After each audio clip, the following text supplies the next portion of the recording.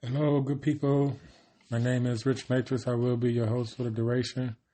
I don't know how long this recording will be, but I know I have to make more recordings so I don't lose the three people that listen to me. Shout out to everybody that does listen to me. Hold on a second. Okay. I don't know if I got the microphone situated right because it sounded a little funny when I just played it back. But I would like to thank the United States, Alaska, of course, #1 fans. I do believe still. Jamaica, been holding strong with like 3 people, and Germany, El Salvador. I'm missing a few because last time I checked, there was more on there, like United States of Emirate. I mean, not United Arab, United. Is it the United States of Emirate? Not United States. Damn it, I forgot your name. Also, it was some people. I only have the latest people that been watching, so it only show me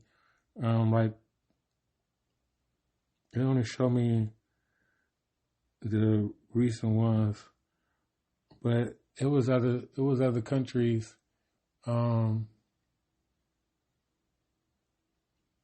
Malaysia, India. Shout out to everybody around the world that listens to me, my dog, my God, my nosy people for sure. And that's it for the thanks. So the reason I'm making a show is because, right, I'll be writing down notes and then I don't make a show and then the notes, become old. Like I haven't made a show about the killing down. What's his name, right? My brain is going dead now that you get on the show. But I want to make a show about it, about the police killing a young man in Memphis, Tennessee. And they killed somebody up here in Akron. And, that hasn't gotten the nationwide attention that I think it should get. They never even released the cops' names that did it, and the cops around Akron they started covering up their badges or didn't have their names on their badges. Like that should be against the law. You're supposed to be able to identify a police officer and know their name and badge number. And they haven't. And that story has been swept under the rug. So I will be speaking on that pretty soon. And also, I know these stories get old, like I said before. That's why, I have to make more shows and be current with more current events, not just gossip or anything like that. Because I never was supposed to be, a gossipy show, talking about, current events is more gossip, about what's going on today before, it changes, the headline changes and people move on. And so a lot of people, make shows just for, immediate consumption. And I apologize for doing that in the past for, it's okay for, to start off, maybe 5 or 10 minutes of the show, but it's not supposed to be the bulk of the conversation. So anyway, I'm going to play, this is going to be an ongoing clip that I play because y'all have to understand how I came up with TNC, and it's a whole lot of ingredients that go into it. It's not just, it's never ignorant, getting goals accomplished, the nigga church, TNC. But it comes from a lot of sources, it's like, it was meant to be to me, because Tupac was a prophet. I got that from him. the never ignorant getting goes accomplished. You know, it's a song that he made strictly for my niggas. I think was the first time he said it. Never ignorant getting goes accomplished. I think it was. I'm going to have to play that song for y'all. But Richard Pryor started it off also. I think I figured I listened to this before I even had the church or even had the idea of anything like that, you know. And the whole idea of the church is comes from me getting high, you know, smoking that water. I don't do that shit no more. But I think like drugs, you know, like you can't, you know, it's not moderation with drugs, you know, like it's called getting high, you know, like you got to come back down to earth and you have to stay there, you know what I mean? Because everybody, you know, it's like, well, you can live in your own fantasy world if you want to, but like we live in a white girl's fantasy, you know, propped up by her gay brother, you know. So this is the world that we live in, and in order, you know, like I have to change the reality, you know, I have to change the way people think. I don't like the way y'all think. I done told y'all that before. I don't know if my voice gonna get any better with this water. You gotta talk more too, you know. I don't talk enough. I make enough shows to be, you know, totally comfortable. Like Caucasians talk real fast. It's a big difference. Like when you listen to like Caucasians podcast and you listen to niggas podcast, you know, I'm not gonna say black, brothers, sisters, my people's podcast, you know, they talk real fast, you know. It's like, you know, it's like it doesn't, like Willie D, like I've heard somebody talk about how slow Willie D talk, and I talk slower, I talk that fast or slower, you know. And I guess you just be thinking, you know, and it's like you're supposed to think before you talk. So like all that jabberish, you know, all that fast talking is somebody trying to sell you a dream, you know. But anyway, I hope y'all can hear this clip. It's like I got a different little setup. I haven't been in my office in months, you know. Haven't made a show in my office in months. You know, I was doing a show with my with Binky. You know, we were doing that in the dining room so we could share the mic and things like that. So, you know, both parties could be heard. The shows I did with my sister was done in there also. But like I said, I haven't been in my office. So, you know, I'm trying to get back to being a little bit more professional. I don't need to be that damn close on this mic. So, let me play this clip. More niggas out here than any place in the world. Every time you pick up paper, nigga accidentally shot in the ass. How do you accidentally shoot a nigga 6 times in the chest? Well, my gun fell and just went crazy. I think like niggas are the best of people that were slaves. You know what I mean? And that's how they got to be niggas. Because they stole the cream of the crop from Africa and brought them over here. And God, as they say, works in mysterious ways. So he made everybody a nigga, because we was arguing over in Africa about the Watusi, the Buhada, the Bosuhumo, and, you know, the Zamunga, you know, we don't in different languages. So he brought us all over here, the best, the kings, the queens, and the princesses, and the princes, you know. You know what I mean? Shit, put us all together called one tribe, niggas. Bam, right drop. Man, you know, like, I used to go. All right, he go on, you know, it's about, let me see, how many minutes is it? It's a 10-minute clip, you know. I might play more of it. Okay. I would like to say also, I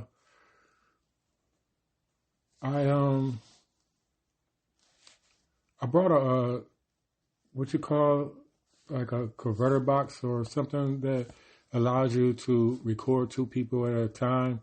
You know, got another microphone for when I do have guests. They can have their own microphone. So, you know, we don't have to be sharing. And I think a lot of times when I was making them shows with other people, I was, like you can hear them more than you can hear me.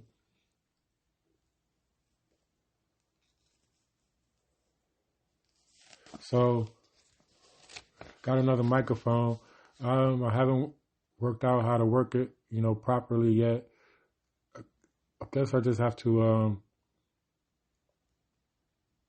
release the sound on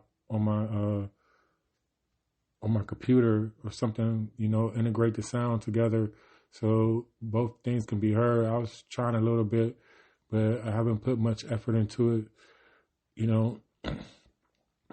haven't put much effort into anything. My energy, trying to get my energy back, and I have a prescription for B12 I got to go pick up tomorrow. So hopefully I can have, more energy.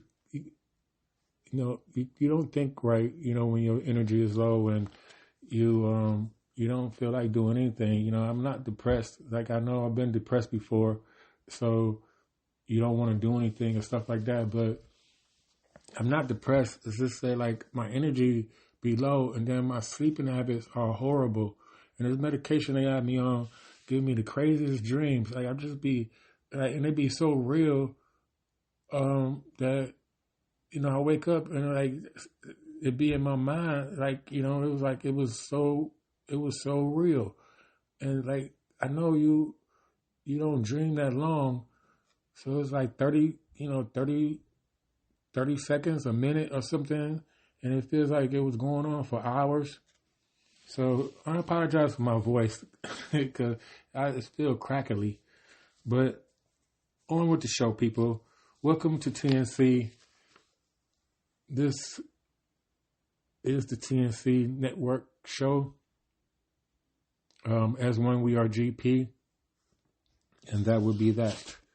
What was I going on first? Oh, well, just to speak on the clip, right? That Richard Pryor clip is very important to me, and that's all I have to say about that. So, on with the show. I didn't write down that many notes, but I wrote down something because it was an idea that I've had for a while, and it's things I have to speak on, to give y'all a lay of the land or however it goes. But victims, right? Niggas want to be. Let me see. What I call this, brothers. My people are victims. Like you get a victim mentality. What I mean by that is that people like for you to feel sorry for them. I see it on the other side also. It's okay. Remember this, people.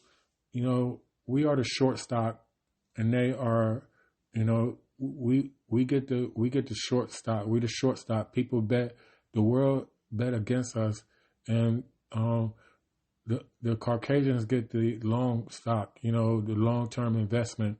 That's why you have a million shows. I get tired of seeing Caucasians on TV. That's why I watch a lot of YouTube now, and I think a lot of brothers and sisters. I can't say brothers and sisters. A lot of my people watch YouTube. The black YouTube or the black Twitter, they call it, stuff like that.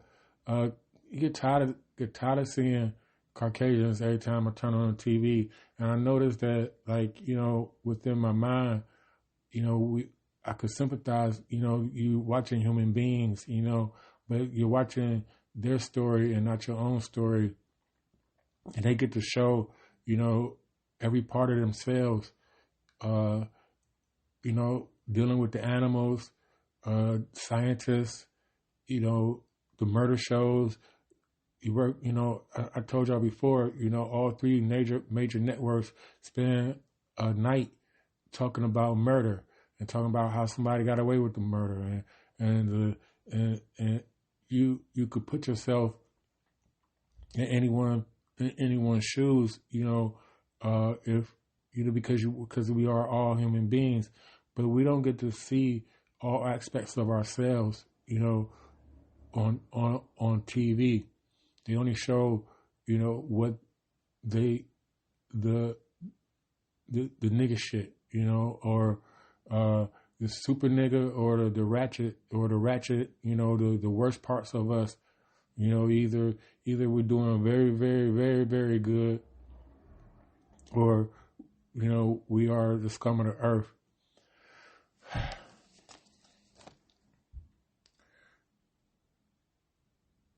My thoughts are not all the way together. But, the short stock is, like I said before, is about the world betting against us, and they show the negative aspects of us. The long-term investment, the long-term investment is with Caucasians, and you showing, all aspects of a human being. So, good, bad, or indifferent. You get to see people in different lights, right? And people, one thing we got to understand is that some people want to be bad. Some people, we have people that bet against their own people. And they talk about, I think it's a dude that calls into the Star Report, and he, I think he's black, but all he talk about is black people, in a negative light. Like he said something today about, you need to bring, that's why we need to bring slavery back, because Jay Prince, went on $1 million worth of game, and he didn't even watch the thing. He didn't even watch it, but he's talking about how ratchet, or what's the word? I had a stroke too, so my brain don't work that fast no more. I'm sorry. Okay. But he's talking about how people, black people, the messiness of Jay Prince, talking about Offset and talking about Quavo and the murder and stuff like that, and being a snitch. He didn't say that part, but my point is with him, he talking about bringing slavery back, stuff like that. You have niggas that will actually say that out their mouth. Shouldn't have never gave you niggas money, like Charlie Murphy say. What's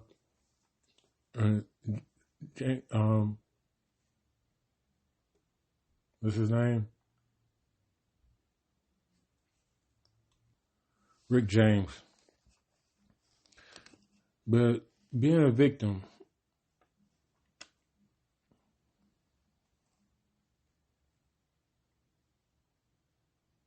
niggas want to be sympathized, like have sympathy, garner sympathy, because we always talking about slavery, like Jews, like the Jews don't talk, like they talk about from Jesus' time that they've been discriminated against and been hunted and things like that, and been demonized. But they don't. It's a different way that they talk about themselves, and we talk about ourselves.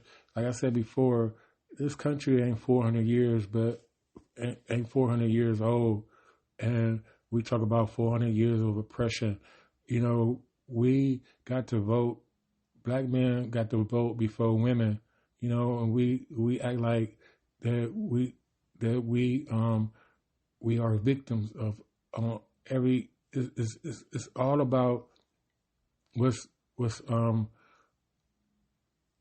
being taken from us or not given to us or things like that.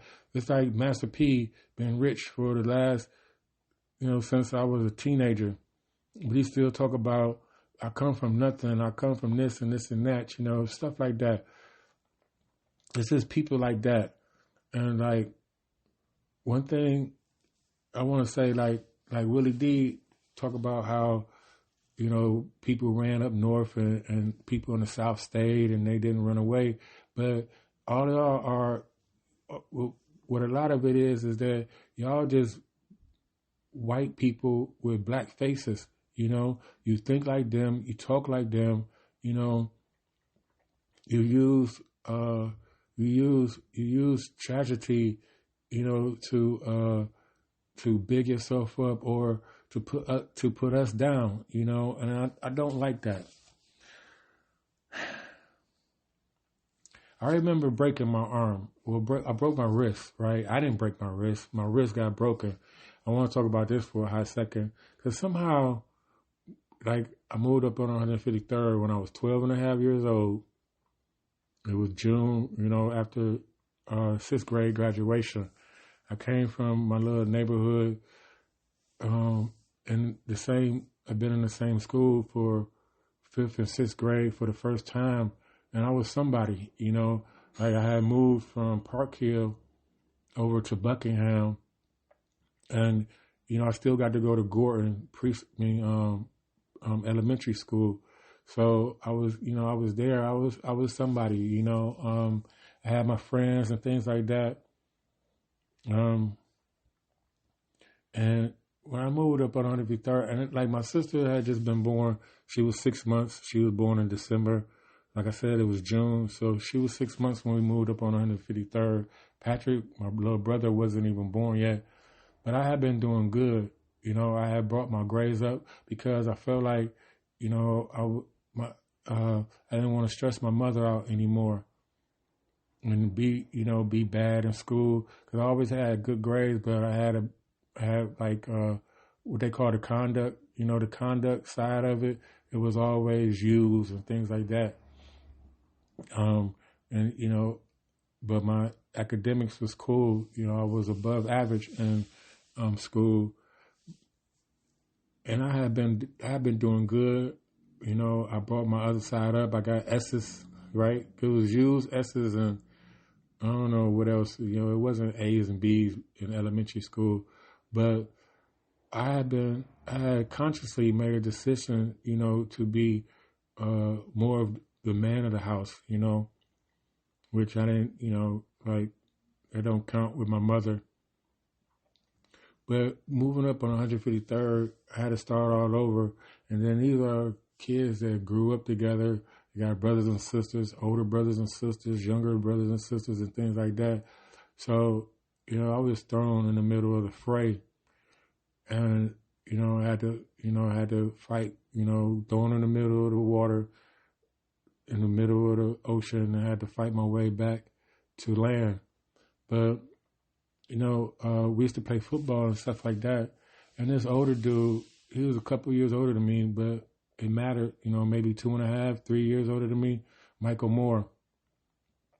And he was mad that I was doing good, you know, on the football. I tackled him or something like that. And people, you know, how, like, I come from a neighborhood on 153rd. It was very, very, even though these niggas was raised, some of them with parents, most of them probably, you know, most of us didn't have fathers. A few of us did. But it was very gossipy, very girl-like at the end of the day, you know. I mean, just because I have all these memories now of how people act, you know, and how men act and how dudes act. And overall, I would say, like, it's men are not like not supposed to be like girls, you know. I feel like, and even myself, you know, I mean, being raised by a girl, we get the wrong perception. You know, we supposed to be going to Zen, you know, being a Buddhist, being content and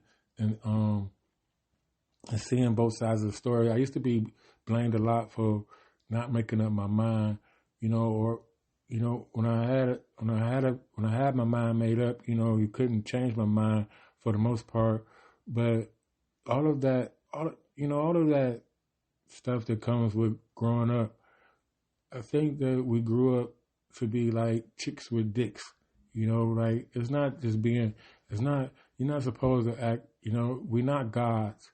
You know, and I think that's part of the reason and why we do think like this because of the Bible. You know, the Quran is not so much like that. You know, it doesn't give you that ambiguity of both sides, and you know, it tells you how to act and things like that. But it's more girl like than men like. Men are Buddhists, men are Zen. You know, that's how. That's the best I can explain it right now, because I don't know what the hell I'm talking about. But I remember, right? So he got mad. Michael Moore got mad, and he after the play was over, you know, I had ran the ball, or however we used to play tackle in the yard between these two houses, the McLeans and I don't know what Giovanni and them last, the Bentons, yeah,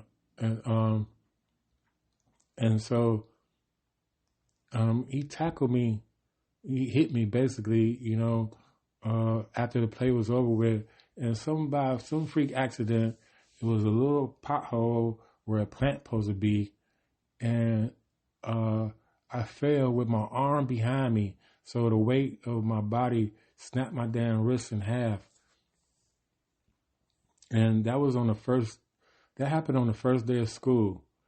You know, I'm trying, you know, you try to figure out karma. Like I stated that about me being a better person for my mother and my little sister, because like you think about like what karma brings that about, because like my wrist got broke, and that was the first day of school, so that fucked up, you know, my ascent to being somebody in school, because I couldn't fight.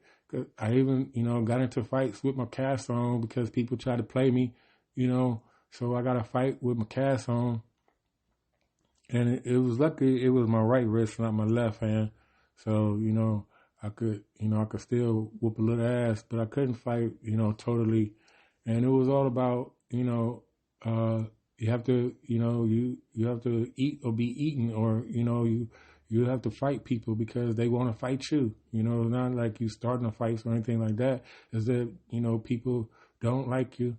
I'm smart at it, a little boisterous, things like that. You know, I had a personality, and so anyway, you know, that messed up my first beginning of school. And then on my 13th birthday, Boo, Carlos Morris, we got into a fight, because he supposed to be my friend, supposed to been, however, never been my friend. Tauruses don't like me. Tauruses and Cancers. Should have stayed away from them niggas. But anyway, stuff like that, like knowing about signs, you know, that's all girl shit, you know. That's not my job, you know, to judge people off their signs and things like that, a zodiac. But anyway, even if it's true, you know, but you know, I told him, like, don't throw my jacket no more, right? Him and Michael Moore, actually, you know, right? And Michael Moore was crying and all this stuff when I got my wrist broke. He was so sorry and this and that. Then, like, about, you know, a couple of weeks later, he acting like he bragging on it, like he did it on purpose and things like that. That's how that went. He was raised by a girl, Barb, called his brother Barb. And something wrong with all three of them motherfuckers, Dame, Michael, and the older one. I forgot his name. He was a weightlifter, like one of them people that could lift like 350 pounds, stuff like that. But, you know, talking about something's wrong with them because they slow. Not the fastest and not the sharpest thing in the toolbox. But anyway, they playing with my jacket. I'm trying to go home. I don't even know why they started playing with my jacket, you know. But anyway, you know, I told him he'd throw my jacket again and I was going to punch his ass. And I hit him with my cast, I think. I might have, he said I hit him with my cast. I don't know, but he picked up a stick because I had to cast him out. It was unfair. So it's like he was 11 and a half years. He a year younger than me. So, he he was 11 and a half now. He was 11. His birthday is sometime in, I don't snitch, I tell. I think he a Taurus. So he might have been 11. I turned 12 or however that goes, right? I turned 13. So in October. So I hit him. We get to fighting. And then he going to pick up a stick. And it's these long ass sticks. And he, like, I was talking about his age because he was about 6 feet tall at that time. He grew up to be like 6'6", he like 6'6", big dude. But I picked up a stick, and we swinging at each other. However, and I hit him. No, I picked up a brick first. However, I should have just kept my damn brick. But then I picked up a stick, and these are 2x4s. They're not sticks. I don't know what these things are doing in this yard, but they was long. And so I misjudged. He threw the damn thing anyway. I don't know if he threw it or he had 2 of them. But I hit him in the side, and then all I remember him talking about screaming bastard and hit me in my damn head. I thought I was far enough back, but I wasn't. Hit me in my damn head that I still had a scar to this day, and split my damn head open. I had to get 6 stitches on the inside, 6 stitches on the outside. He dropped the stick and ran. Everybody ran, left me there, bleeding on my cast. And I had to go home, look in the mirror, and I damn near see my damn skull. So I had to tell my mother. And went to the hospital and got the stitches and everything. That's that story. Where was we going with that? But there was like, I didn't do anything. My karma wasn't enough for me to deserve that at that time. I don't believe it's, I guess you call bad luck, a string of bad luck. And it happened on my 13th birthday. And back then you believe in stuff like, 13 being an unlucky number. And I guess it was for me. Anyway, people, right? So when I got the cast, great, going back to that part, because nobody care about the stitches. I mean, getting my head busted. But when I first got the cast, people was feeling sorry for me, and I enjoyed that. I remember like wanting people to feel bad for you, especially, like people felt bad for me because my mother was a certain way and stuff like that. And I fed into that a little bit, I guess, and like you want that sympathy and that I don't know what you would call it. It's like that attention from people, like people want attention one way or another. I guess if it's good or bad, or and when people feeling sorry for you, right? Feeling sorry for you that's a more correct word. Feeling sorry for you is it gives you a little sense of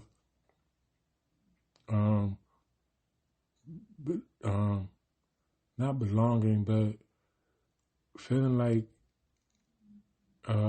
somebody cares, even if they, even if they just feeling sorry for you, like poor baby type of shit, you want, you feed into that, and it can become something that you always go for. Like women get it like more than us, more than men. That's why I know men are not supposed to be chicks with dicks, because, only women can get away with, having that sympathy go on forever.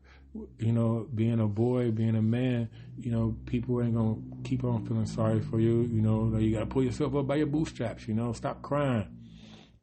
And I know we all human, and I know we all cry, and we all have feelings and things like that. But you have murderers out here that don't care about anything. And that's men and women. So if that's the case, there is something in you that can not be a victim and not have people feel sorry for you and not be that individual or that type of person. Because like I remember when I first got my cast off and my arm was real little, because you gotta gain the weight back. It's been cramped up. I mean, it's been sealed up for almost 2 months. And it was real little, and it felt real fragile. So I found myself still wearing the cast, and still getting some of that sympathy from people, from being a little crippled, at the time. And I'm saying all of that is that's how I feel. How my people are. We got to bring up, the 60s. We got to bring up slavery. We got to bring up, all the things that's been done to us. It's like I've made this reference before. It's like your mama being a hoe, or however, a girl being a hoe. Right? Once they become mothers, it's like they ain't hoes no more. They're a mother now. Or people,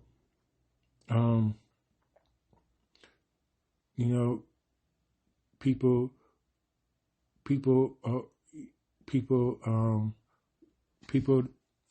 say, I used to be broke, I ain't broke no more, and so you don't never talk about being broke no more. You don't ever talk about, once you grow up, you don't blame things on your childhood anymore. And I feel like, even though Caucasians, they are forever teenagers because they don't deal with the consequences of us growing up and saying, no, you can't bully me no more. We haven't grown up. So they don't grow up because we don't make them grow up, and all we do is repeat the cycle. And it just reminds me, me breaking my wrist it's just like, we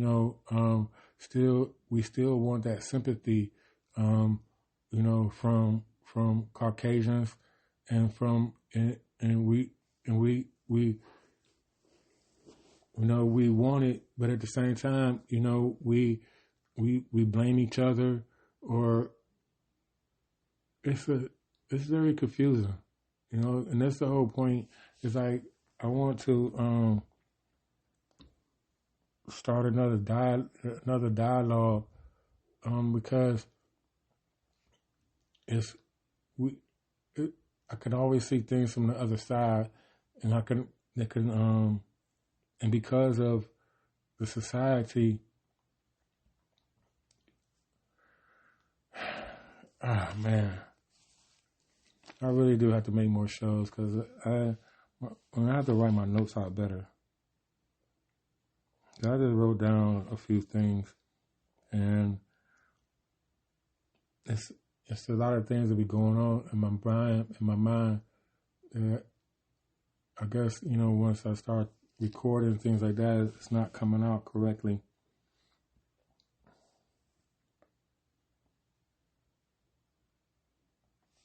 And it was mostly girls that felt sorry for me, so that's who I wanted to garner, you get the sympathy from.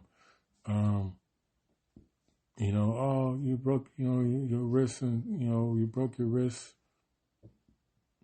po baby type of stuff. But like I said, I still had to fight because dudes didn't care. And I'm saying, that's what I'm trying to say about us. Caucasians don't care about what we've been through, and some of them enjoy, and every time we talk about it, or every time Black History Month come up, and we got to watch. My kids probably have seen the dogs attacking us from the 50s and 60s. Like that type of stuff shouldn't be shown on TV. All of these emancipation, Will Smith making, emancipation. I would never see that shit.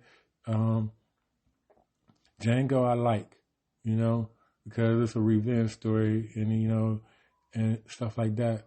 But all of these movies that just re-victimize us over and over again, and it gives the new Caucasians, the younger generation, ideas. It's like people. I've seen this kid that be imitating doctors. He imitated a doctor. He imitated a fireman, something like that. Different things. He got that from Catch Me If You Can because some other kid did it back in the 50s and 60s. So I'm just saying about repeating the cycle. And like when you don't just repeat it's not just showing the 1619 Project. That's some bullshit. You know what I mean? Like, oh, we were slaves, on the first boat. Like, motherfuckers, they didn't even have slaves. You know what I'm saying? Everybody was a slave, indentured servant, all of these things that you just reiterate this and pass it on to a new generation to make them feel inferior. It's called, like, if you're a minority, then that's not supposed to be a weak word. It means there's more of them than it is of you. And then if you have your own people, selling you into slavery, like, that might have been a few tribes and stuff like that. That's not true. You know what I'm saying? Willie Lynch is not true, and I never brought that Willie Lynch story ever since I read it, and I read it, the whole damn thing for myself. And I'm like, this is some bullshit. You know what I'm saying? This is a white man's fantasy.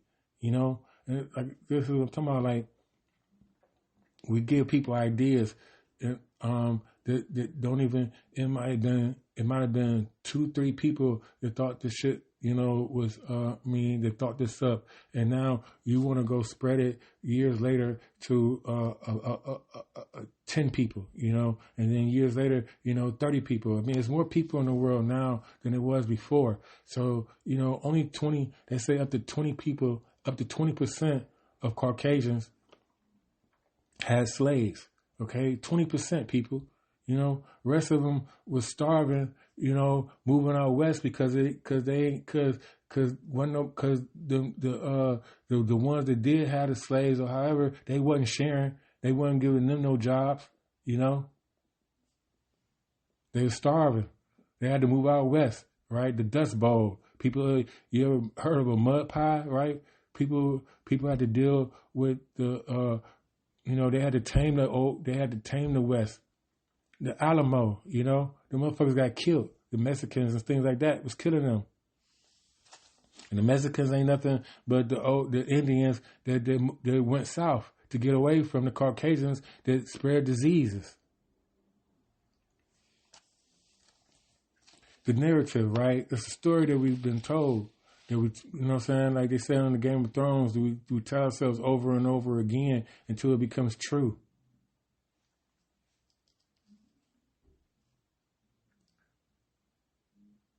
The Swords of Aegon's Throne. It's like my favorite show when I was growing up was Dukes of Hazzard, right? And I liked the Luke more than I liked the Bo. I liked the Bo and Luke Duke. Whichever one was the older one, right? I ain't really particularly like blonde hair, blue eyed hunkies seem soft to me, right? And then they are sometimes the most not nowadays they made them the bad guy. But they used to be, the Christian looking, they was the Christian looking boy, the angel looking one. When did Jesus become blue-eyed? That's impossible. That's not true.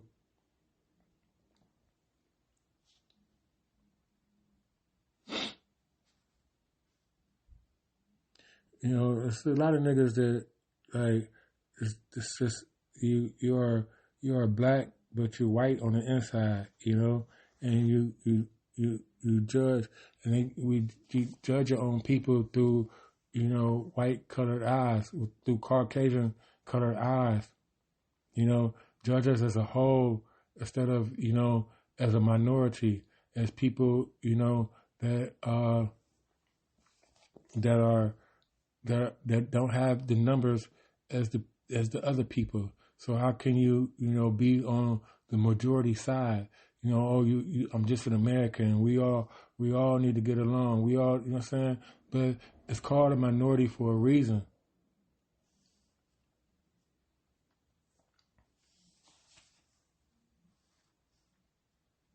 It goes back to the short stock, shorten the stock, and it's like, you already have the Caucasians shorting our stock, betting against us.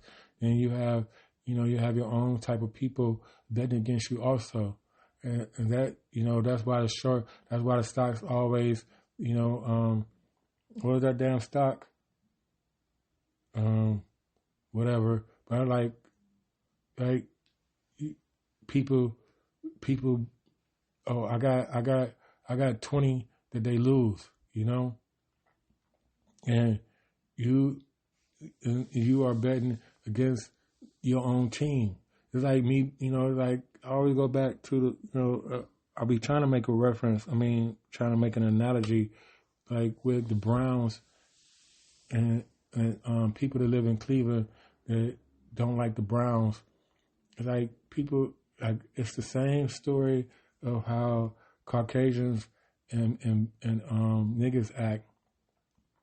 It's like you have a whole, like, it's like we are the majority. Like the majority are Browns fans. You live in Cleveland, and the majority are Browns fans. But you have this minority that are Steelers fans, and that's what niggas are when it comes to being on Caucasian side. You are the Steelers fans of black people.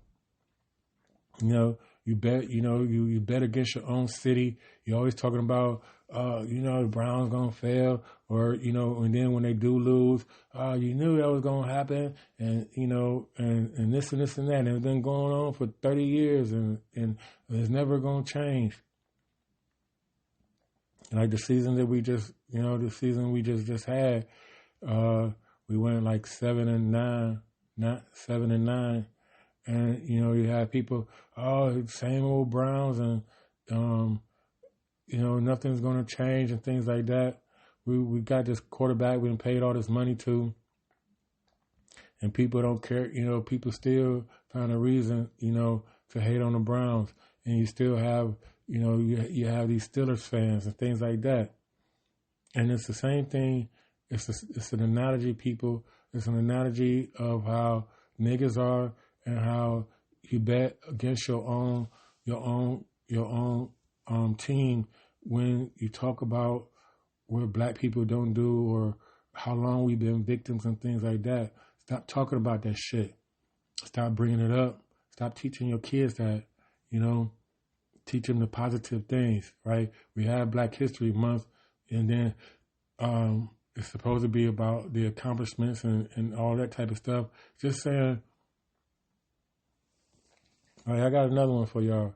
I said, like, this is the title of my book, if I ever get to writing it. Only my enemies call me black,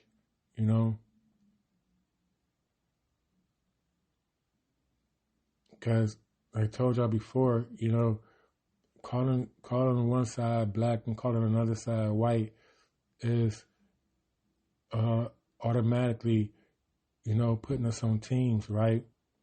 And you have a team with 2 people on it. You have a team with 10 people on it. You have a full team. It's like I said before, you get to see all aspects of, Caucasians on TV, the good, the bad, and the ugly.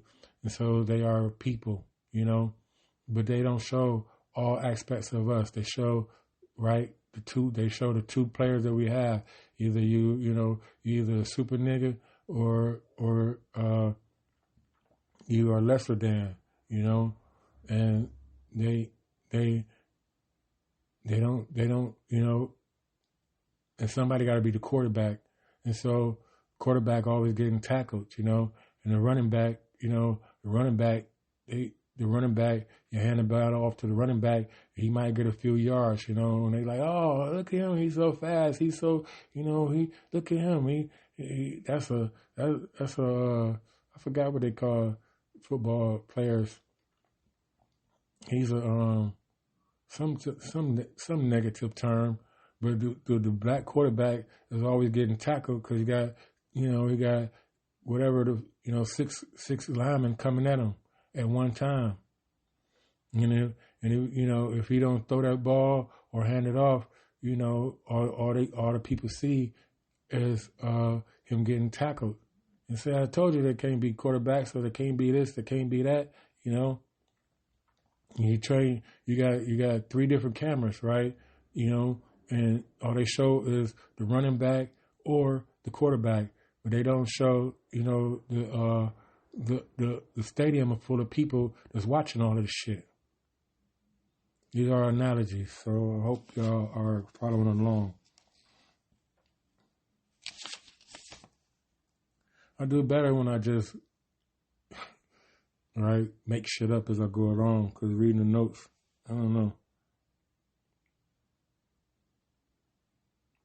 But back to the stock stuff, they treat you have to invest in your stocks. You have to put the money in and leave it there. You can't. And I learned this, from doing from investing or trying to. But just the knowledge that I learned, I don't have enough money to be investing in this shit because you have to leave it in there for 30 years. You have to leave it in there over time so it grows, because it goes up and down, things like that. And I see that the market, it only grows at certain times. A lot of times in tragedy, it either goes down or it goes real high, and you catch it at the low point, and then you ride it on up. And this is the analogies that we need for our people, and it's not about more education or about more integration or anything like that. It's about how we think about each other and how we talk to each other and how we invest, we putting our money into another team instead of investing into the Browns, right? It's apt that the team is called the Browns from Cleveland, Ohio, by the lake, because I'm Jesus, a form of Jesus. I'm the sacrifice, not the God, not the Son of God one, because God is a girl. So, the offspring of them would be a girl. I am the sacrifice that they, that the women put up as a martyr, and tell you my story after I'm dead. I'll never get to live long enough to tell my story unless I hide and reinvent myself as Muhammad.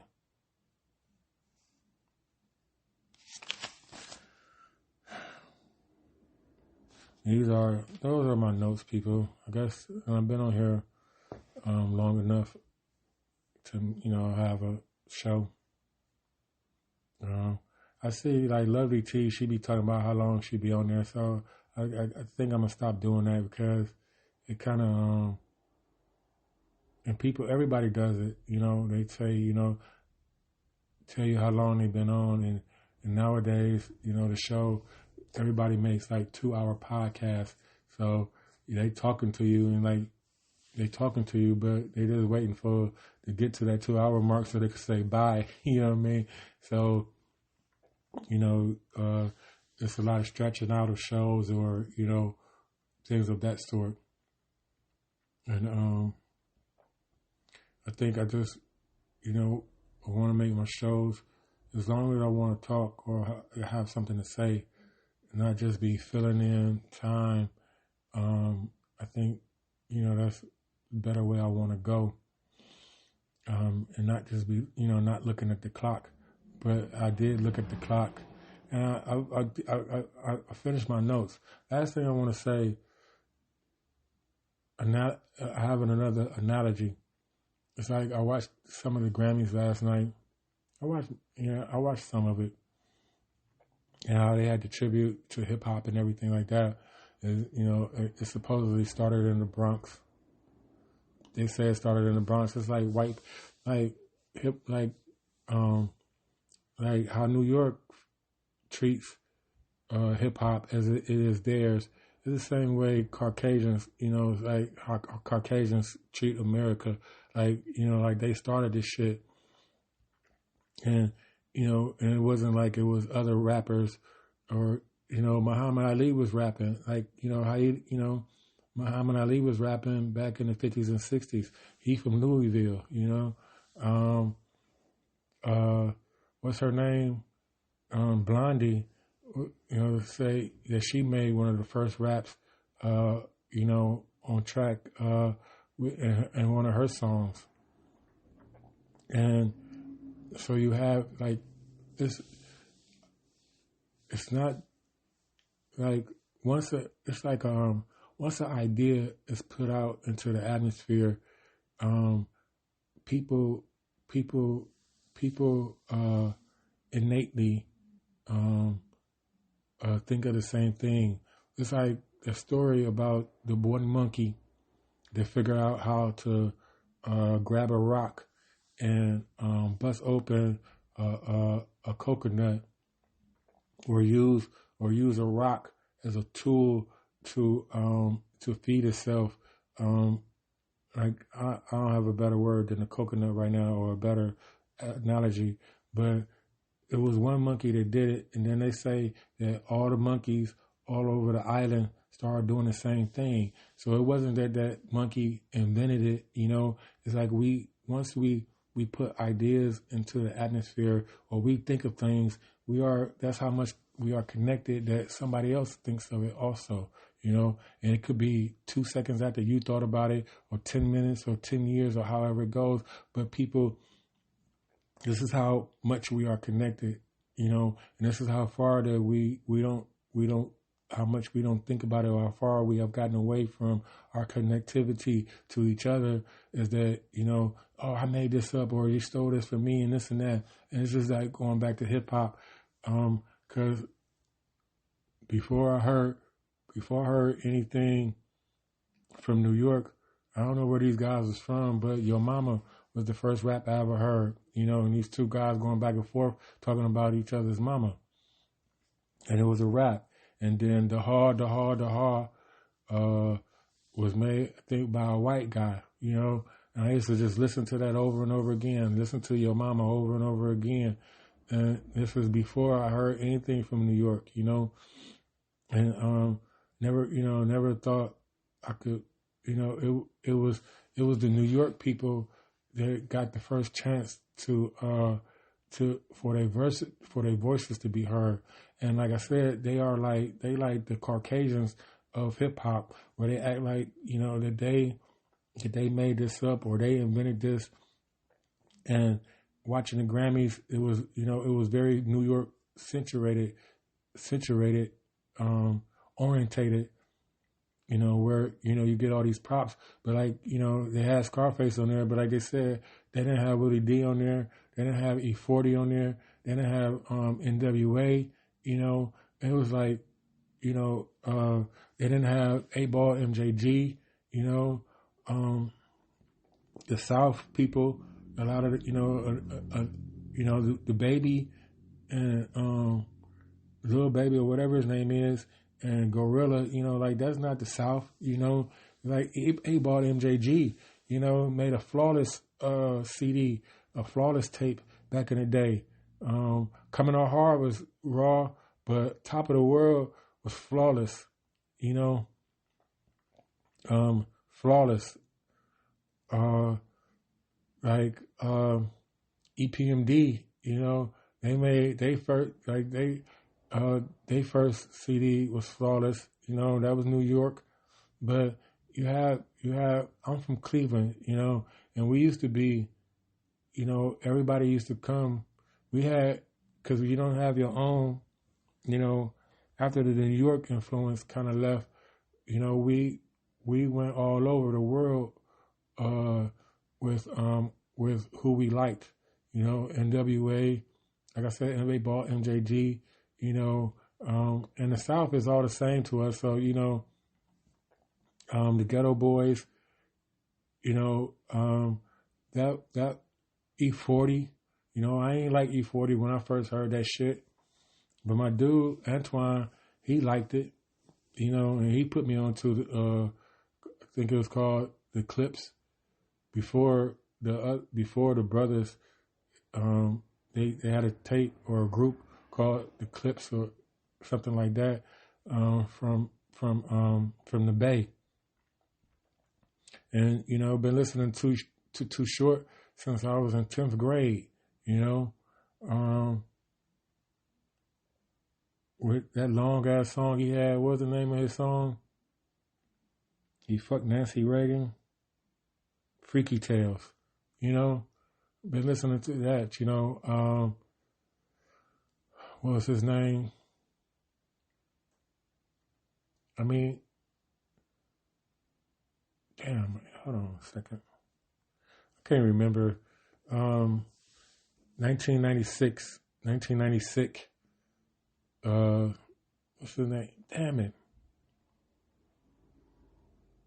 All them dudes from the West Coast, you know, West Coast took over for a long time, you know, before Snoop Dogg, you know, ever existed, you know, we had a whole lot of listen to everything that came out of the West Coast, you know, everything that came out of the South. What I'm saying is that, you know, Cleveland was, you know, susceptible to all of those styles and all of those different types of, I used to like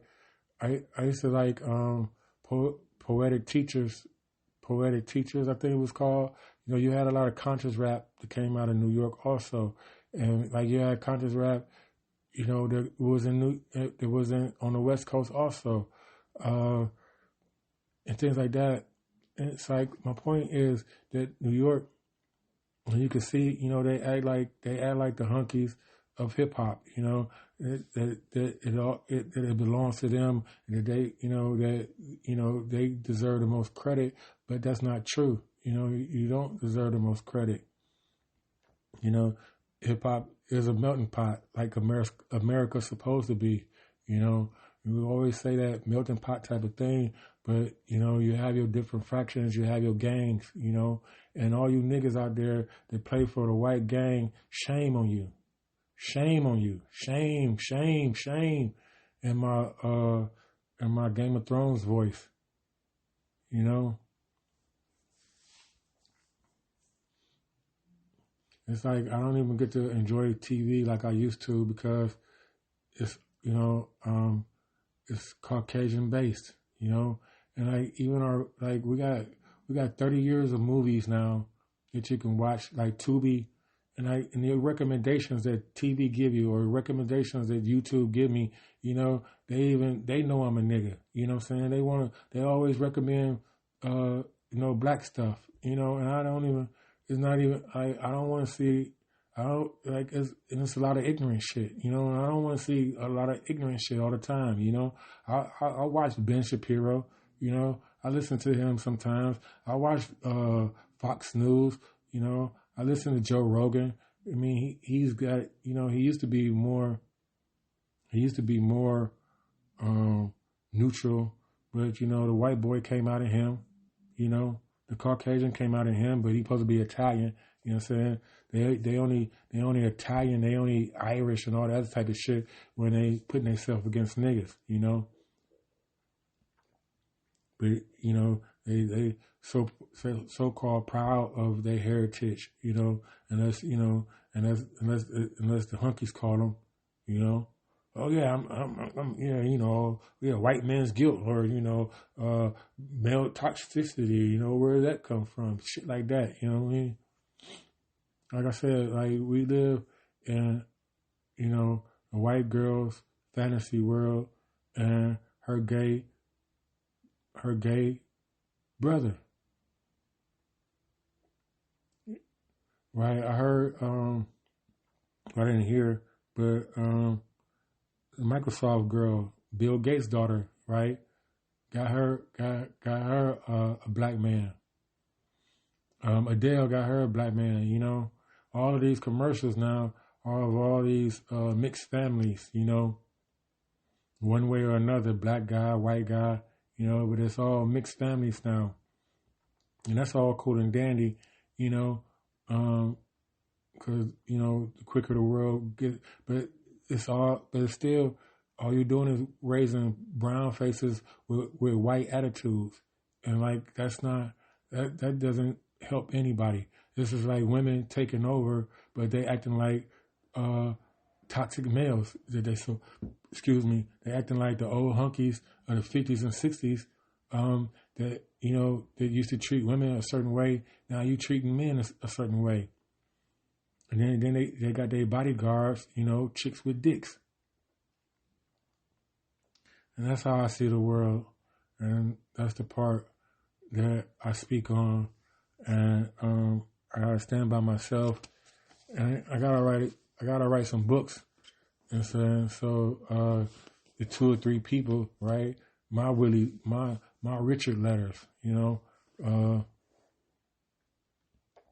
have 2 or 3 people believe in me, and then 10 years from now, have, you know, a few more. 100 years from now, have 1,000. 1,000 years from now, well, it shouldn't take that damn long. You can change the world, you know, within 100 years.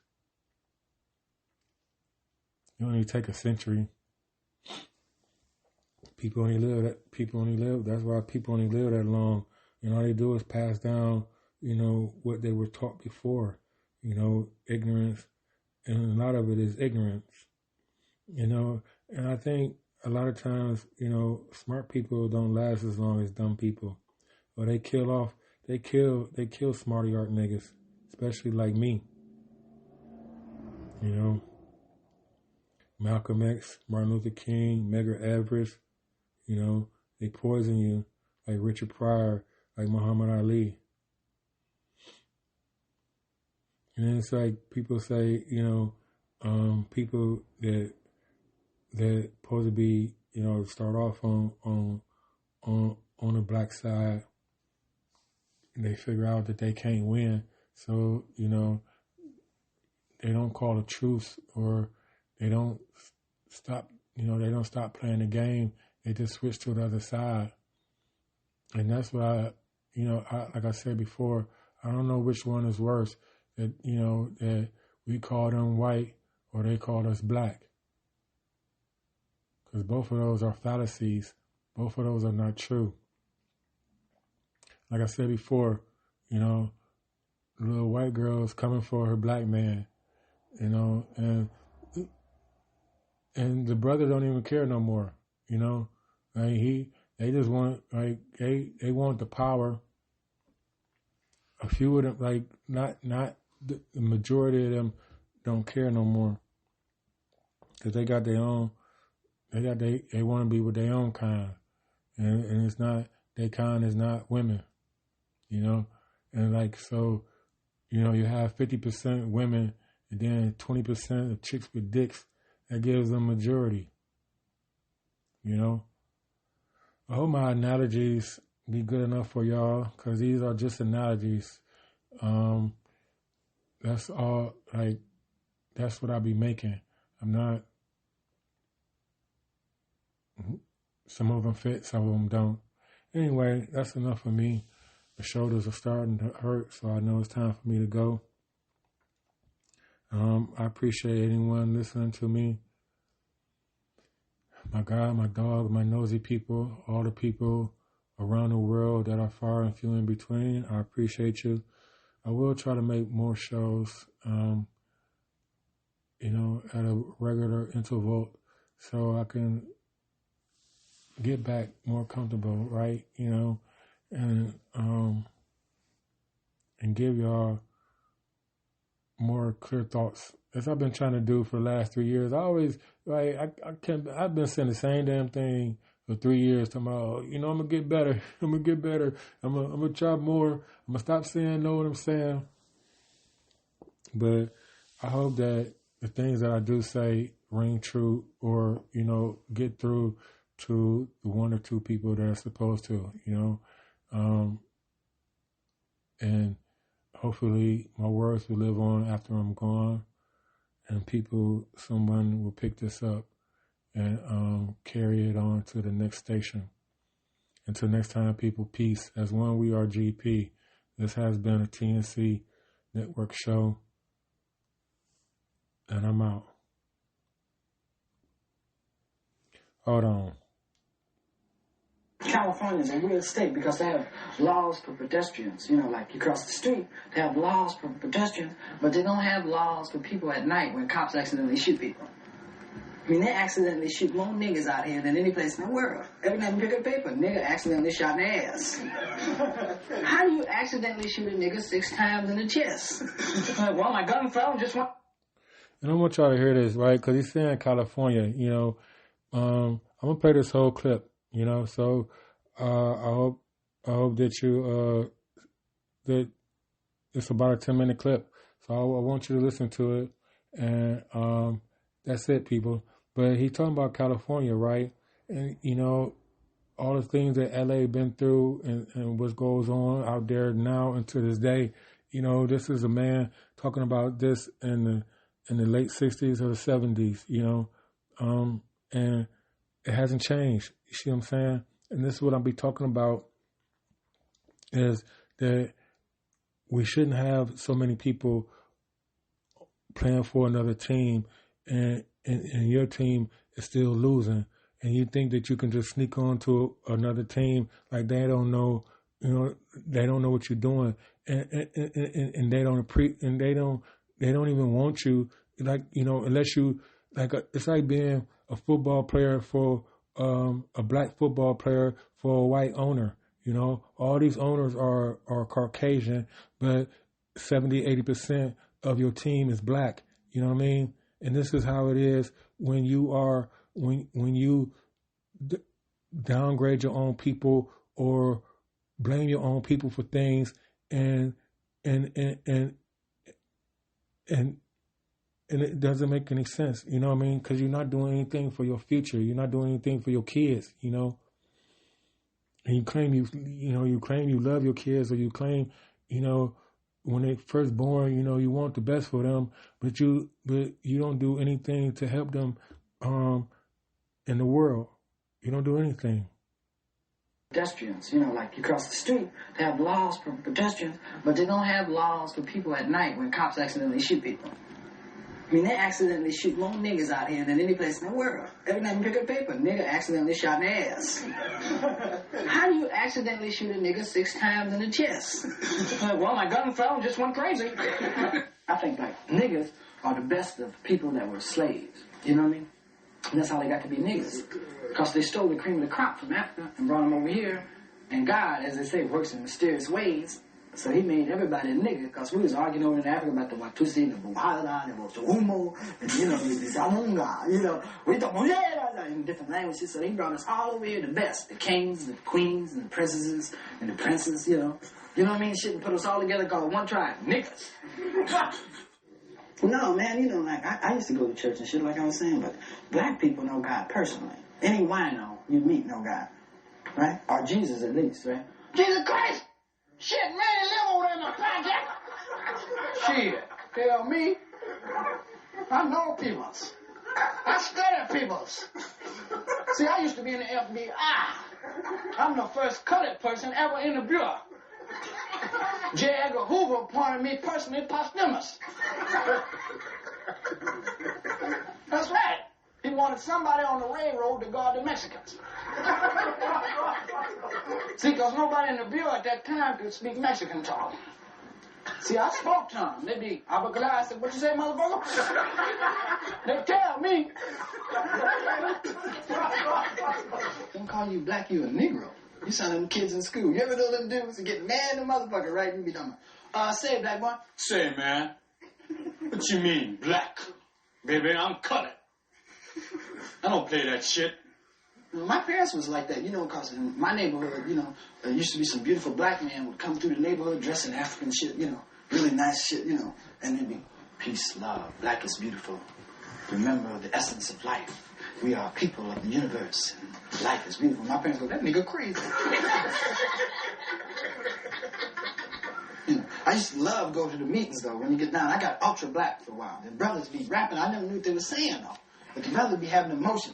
You see, the first thing you got to know is about eating pork. Now, you eat a piece of pork, you don't realize the supplications of this individuality's prospect. What the man trying to lay on you through porkitis, you will not understand because the trichinosis of your mind will not relinquish the thought of individuality. You know what I mean?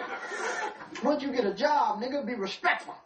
This is the age of class. Shit. Man, get a job. Oh, fuck you, Tom. I went down. Man, I ain't bullshit, baby. I went down to unemployment bureau. You did? I just got out the joint. You know what I mean? I'm in the joint. I go to unemployment bureau. The bitch telling me, what's your occupation? I said, personal license plate. No way you gonna find a job for a nigga out here pressing license plate. And I'm a license plate pressing motherfucker. You see? Old bitch got a tiara and shit up there. Old ugly white hole with old wrinkles and shit. Bitch got funky with me. I said, well, fuck a job, bitch. Kiss my ass. And your mama, too.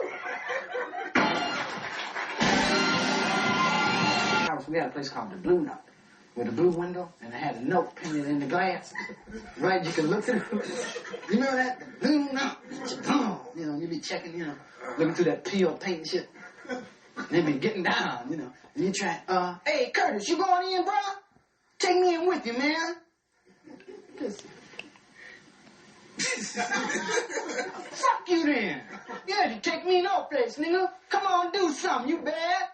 I'm bullshitting, bro. I was playing, man. But take me in when I got no business, and you know what I mean? The dude take you in with him, you knock on the door like a species, boom, boom, boom, boom. You have to knock it on that. Boom, boom, boom, boom, boom, boom. And the dude open it up. What you want? Hang seven. I don't know goddamn hang.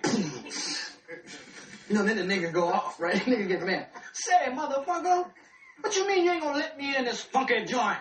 Much money I done spent in here, nigga. I knew your mama when she was home. Right then the dude let him in. Come on in, man. I was gonna let you in. Shit. You haven't talked to me like that. Shit, how old are you, boy? And you have to lie. I say, 19. Well, nigga, you look 35.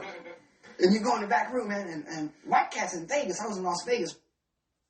Now imagine if we've been, like, this in the 60s. He doing this in front of a lot of white people. Richard Pryor is. Richard Pryor was a prophet. If we would have embraced the word, because like you said, I'm colored, right? And then, I'm Negro. Then it goes back to being black again. They don't even say African American no more. Everything is black. It's black and white again. And like I said before, if we say black and white, then it's always going to be opposite teams. Like he said, like niggas are the best that came over from Africa, and I believe, in my heart of hearts, that niggas left Africa a long time ago, right, to get away from ignorant ass other black people. We was like, I'm not saying that we was over here 20 million strong or anything like that, but it was the smarty art niggas been left Africa, 400-500 years ago, 1,000 years ago. They didn't, just like the Bronx and New York didn't invent hip hop, niggas, hunkies didn't invent America, You know, that's my point. I'm gonna let this play. Right, they gamble different, very quiet like. 2,000 on the 5. Oops, I missed. Gosh, you is. Niggas be talking about, hump baby. Shit, bet I do it over time. Say that, nigga.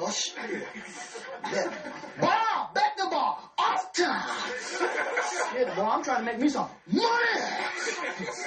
Boy, I'm hungry to hold me. Slap Jesus. Shit, got. And my other point is this,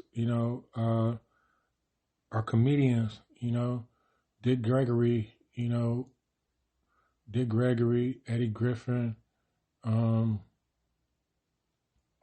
David Chappelle, Cat Williams, if these would have been, if they would have been our preachers, we'd be a lot further on, because we make, it's like the most truths that we say is, while making a joke, and things like that. And we have to grow up, we have to stop making, jokes of ourselves, even telling the truth, It's like, I don't know, I was a serious child, like I could be goofy and things like that, but I was always more serious, than other people my age. And that's a minority in itself, It's like being the type of person I am is a minority anyway, I have, like I said before, I have a lot more in common with 90%, of Caucasian men than I have with women, because we are two different species. A man is a man, a woman is a woman. These are two different things. But, we were put against each other, just because we come from different mothers. So we were put against each other from the beginning also. Your mother care about you. She don't care about them other kids down the street, I be a Jesus cause too many black folks. Boy, nigga, what? Boy, what? Nigga, I ain't got no money. Get up off me, motherfucker. Shit, I'm trying to get this 6 up off my ass. Boy, if I 6, nigga, we're gonna have a new crap game. You believe that? Shit time.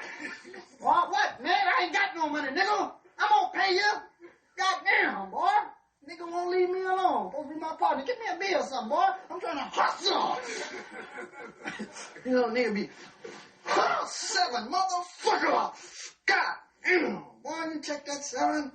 The man had his hand on the table, man. He hit the dice, nigga ain't fade nobody. Shit. Fucked up mom.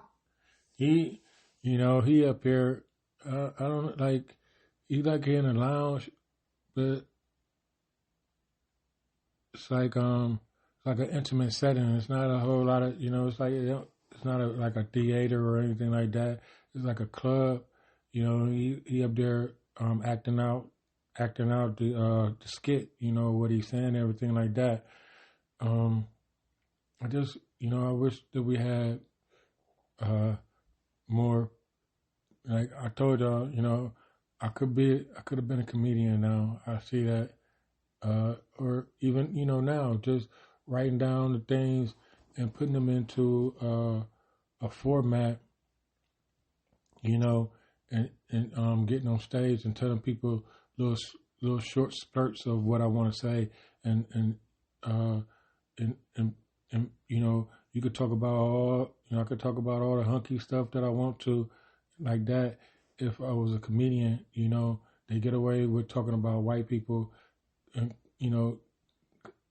and people, they laugh at, like, people laugh at themselves, or that's true, but it'd be true, and it's true in a not funny way, but we make it funny, and that's the only way they listen to us, and it's not like, I'm funny, but I ain't no joke, right? Money, turkey. Shit. Hey, bro, what's that? Oh, man, this nigga was down, fucking around. Let me have $2. Give me 2. Want my radio? Well, dude, you mother got 16 channels. The fuck you do, man? Just take it down off, and everything will be all right, y'all. Oh, they'd arrest me, you know, especially at night. They have a curfew, right? Niggas have to be home by 11, Negroes 12. And you be trying to get home, you know, doing your crew runs it. And they always catch you out in front of a store or something. Because you be taking shortcuts, right? Cops. Put your hands up, black boy. You know, you panic. All right, don't move. Put your hands against the wall. There ain't no wall. Find one. Put the handcuffs on you, Fred. And they put the handcuffs on me, right? And I was really skinny, right? And they'd slip off and shit. The dude get mad. All right, put him on his ankles, his ass or something. You know, and they handcuff my thighs. Right? You know, hop me to the car. You know, and they called my father about 4 in the morning. Mr. Prime, we have your son down here at headquarters. What about it? Fuck him. You know, and my mother'd have to beg him to come get me out, right? Please, Bucky, go get him. Fuck that nigga. Shit, I told him to be home at 11 o'clock, and I meant 11. God damn, every time I turn around, that nigga's in there. I'm trying to get him out. And I'd be praying he have a heart attack before we get there. Because he put some shit on you, right? Mm-hmm, I'm going to get your ass out. But you know I'm going to tell you. How much is it, man? $12? Yeah, I'm going to pay it. You know I'm going to get some. You can believe that shit. And my mother be crying, it hurts me more than it hurts you. I say, yeah, well, let him beat your ass. The lineup, man, was a thing that I used to be in Peoria, Illinois. It's a small town, so I would be in the lineup for entertainment on Saturday nights because there wasn't nothing to do. You know what I mean? Because ugly white women used to say they got raped by niggas. Hey, a nigga raped me. Yeah, and the guys be going, hey, you sure? They go round up some niggas, you know, like, you were down last week, you know what to do, don't you? Well, come on down again, will you? We gotta have a run. You know, it was a lot of fun unless you got picked and with your ass. And then always line up, you know, you stand up in the lights, you know. It'd be like acting to me. I loved it. But some dudes didn't understand that shit. You know, just be lights and, yeah. All right, bring them out. Yeah. All right, what's your name? What's happening? I mean, what am I charged with? You know what I mean, man? I ain't did nothing, man. I thought that was my mother's car. I went out to bank. No, man, my mother told me I was downtown. You see, my mama said, pick your car up in front of the bank at 2:15. So I got in the car, man, I was driving down the street. I didn't know what was happening. This white lady was sitting next to me and screaming and shit. I thought it was a stick-up. Saturday night, though, was, they always call it nigger night, because white folks go out about 8 and leave and go home at 10 and leave it to the niggers because it gets thick. But they can't handle it. You know, I mean, too many niggas, when they found out niggas could talk other than do-wah-ho, they got scared to death. You know, like one day somebody said, nigga, talk. Well, motherfucker, I've been wanting to tell you something. I beg your pardon? Now, niggas got handshake. See, if you don't learn the handshake, see, niggas change their shit all the time. You know, like, you be meeting niggas, hey, bro, man, man. But then niggas add 6 months later, the shit done changed. You know, they be, be all down here, hey, hop, and if you don't do that, you ain't no nigga. Dude, but you ain't black, motherfucker. You didn't know how to do it.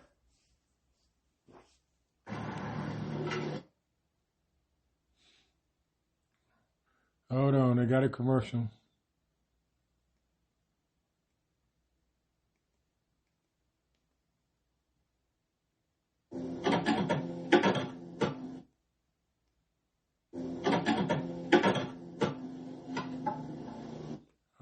Guess that's it. All right, people, I'm out. Till next time, peace.